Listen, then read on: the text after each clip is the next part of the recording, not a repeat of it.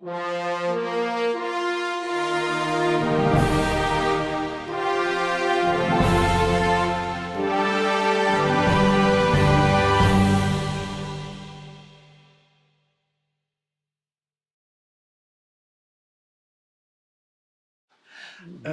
course, I've heard Ashoka was once known as Chand Ashoka, the fierce Ashoka, and later he became, as you have written here, Dharma Ashoka, which would mean, would it be pious Ashoka or righteous Ashoka?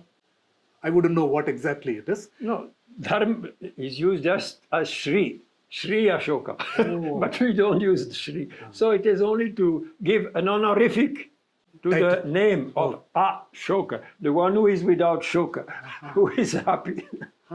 So Ashoka tried to express the ideal royal figure of the Dharma Chakra, Pravart, the attack of the Buddhist teaching. So he tried to incarnate this kind of ideal royal figure. You mentioned especially in some places that Ashoka in the Greek inscriptions found out that, which is known to us, does not title himself as would Greek kings, etc., would title themselves. But he would use another kind of addressing himself. And is there something unique about it? And what does that mean?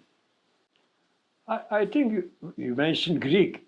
That is the common title Basileus. Yes. No? Basileus is king. Ho Basileus, the king. But we have to go to the Aramaic to find something unique. Because there, we have Darius the Great, we have the famous Behistun rock inscription high up there in 3 languages. So there, Darius the First, he boasts that he is the king of kings, no? And Ashoka is so humble and says, I am Priyadarshi, and I am Devanam Priya, dear to the gods, or Deva. In fact, it's a problem with the Zoroastrian background, because Deva is almost like Rakshasa. So for the Zoroastrian person, it would have been hurting to say Devanam Priya. In any case, Ashoka interpreted probably Deva as those who are well-behaved, those who are follow their conscience and try to implement the universal Dhamma, the Manava Dharma. So what I try to say is, in the title in Aramaic is Marana. So those who are in Kerala may have heard about Mar.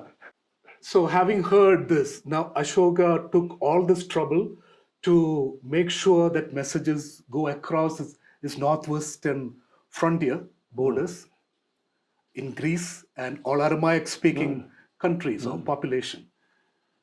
My question is, was that a political move or a religious motive behind it? One. Second question is, how Ashoka's understanding of Dhamma is it the same as the Buddhist Dhamma, or is it different? So these are quite 2 different questions. In any case, for Ashoka, Simant, the frontier, is not Anta. He uses the term Paranta. There is also Samanta. So the Anta is not, it does not stop, his outlook is not stopping at the frontier. It goes beyond the frontier. So that is very interesting.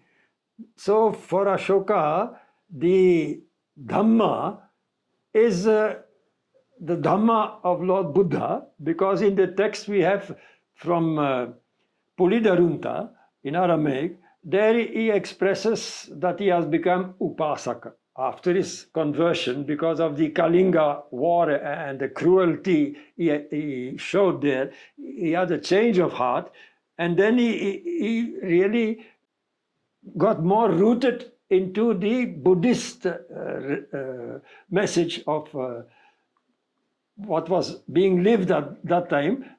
And he tried to not only go to this religious tradition in its expression, because he was not feeling at home with the samaja, what they call this kind of celebrations and rituals, or though he built all kind of stupas, but still he was so generous towards other traditions, Brahman, Shraman, and the Jivikas. So we know that other sects which were either Jain or Sadhu, or in fact it is not good to call them religious, because in those days there is no religion as an institutionalized, as a formalized religion. In any case, Ashoka used the word Dhamma in a broader perspective. And I think from the source of the Buddhist tradition, he has widened into a Loka Dharma, which is then more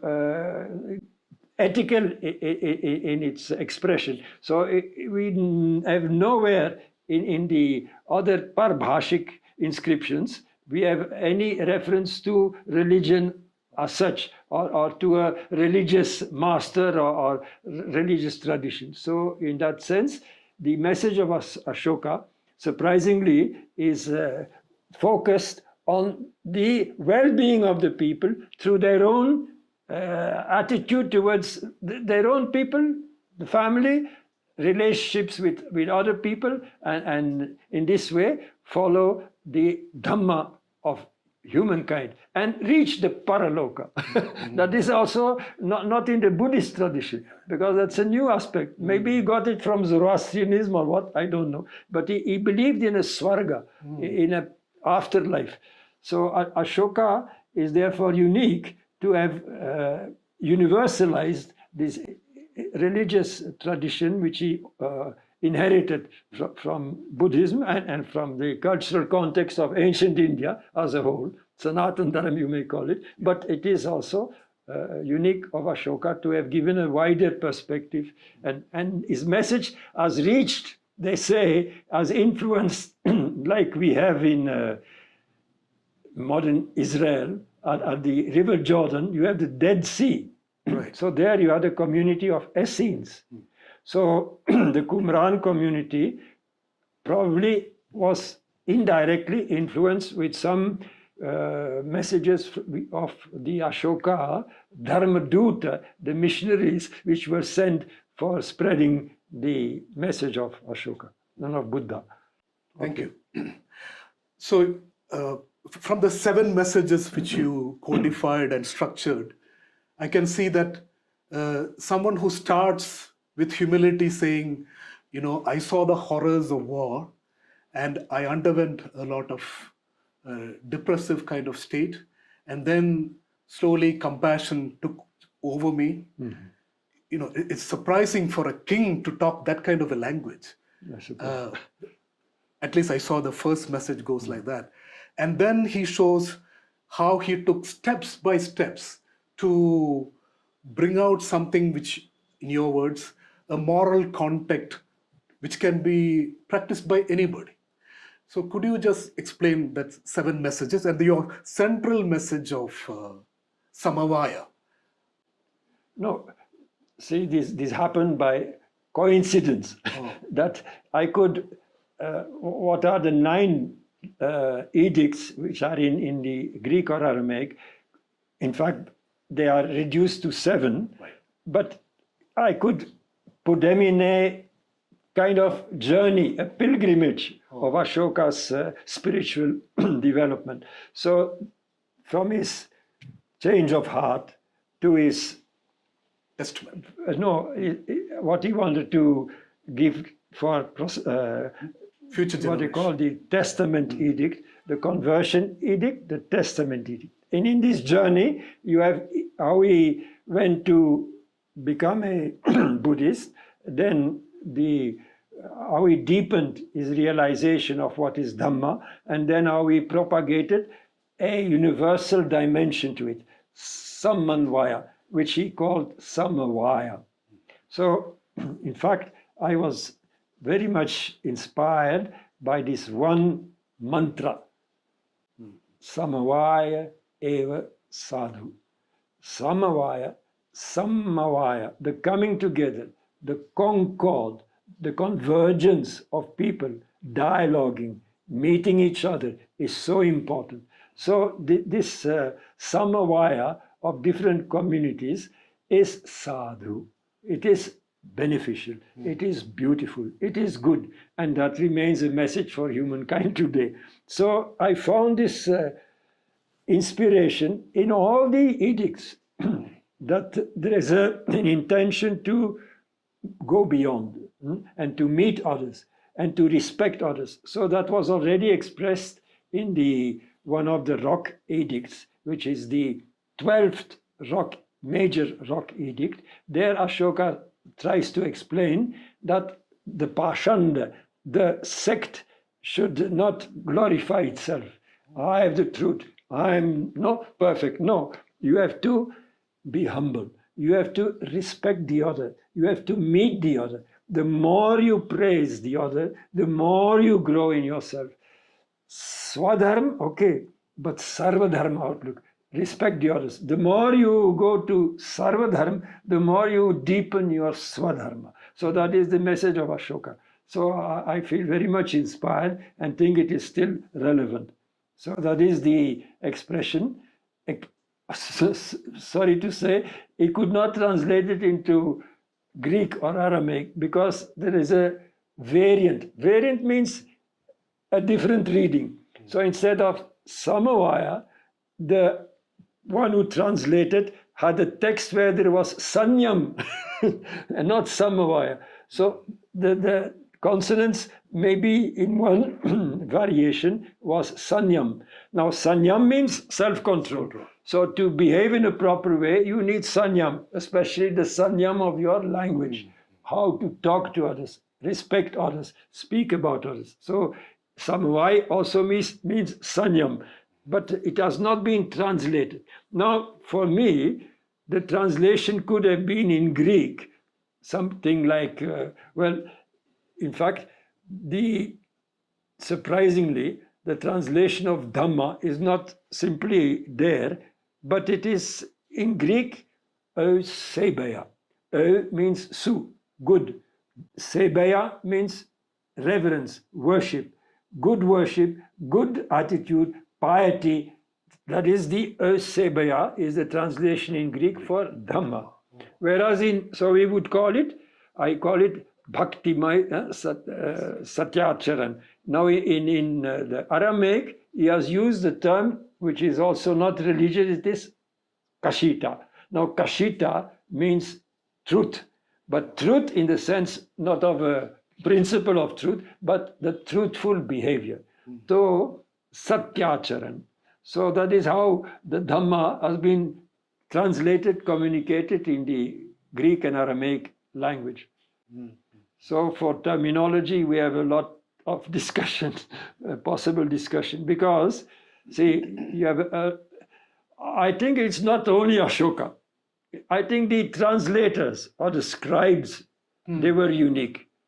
In fact, in those days, culture and exchange was limited. No, we don't have TV and global interaction and all that. So it is a limited cultural background, no, and oral traditions and languages and literature are limited. So these scribal schools were really unique in training the next generation of scribal students how to inherit this rich cultural tradition of literature in that particular language. So the Greek translator, surprisingly, has used terminology which we find straight away in Aristotle, straight away in Pythagoras. So the word for vegetarianism, no, in the Pythagorean school, the Greek philosopher was empsychoi, to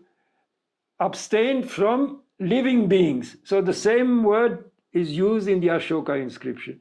So that is surprisingly unique in those days, that in the scribal transliteration, there is a transculturation also. They have used terms of a different, not only literally what was in the original Prakrit, but he has tried to communicate the message for another cultural background.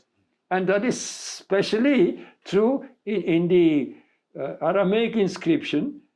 In Greek, he uses Brahmanai and Sramanai. So I will not make a difference between Brahman and Shraman. But in the Aramaic, the translator, probably from his Zoroastrian background, in the Persian background, using Aramaic, he felt, who are the Brahmanai? Who are those learned persons? So he has translated into a term, Magush. Magush means magician, no, nowadays, but it is the learned priestly person in the Zoroastrian tradition. And for the Shramanai in Greek, he has used in Aramaic a word which is arzush. Magush, arzush. Arzush is the ascetic. So that is a person who is devoted, who renounces and is committed to his deeper journey. So it is interesting that in the way of communicating those parbhashik messages, he has used translators who were very much aware that there is not just a literal translation, it is a new message almost. So, and the vocabulary is enriched by it. So can you imagine, you asked about king, no? Basileus. Now Basileus in Greek means one thing, but a Basileus like Ashoka means something different, isn't it? So the word Basileus is enriched by the way Ashoka lived it. The word for teacher, in Greek, didaskalos, okay, teacher.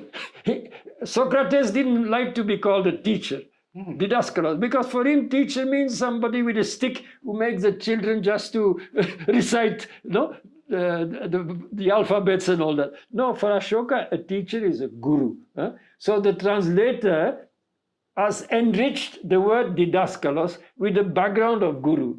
So the word of the Greek didaskalos is enriched by the Indian tradition. So you understand the point. So that is how the transcultural translation, which is so important nowadays also for communication. Thank you.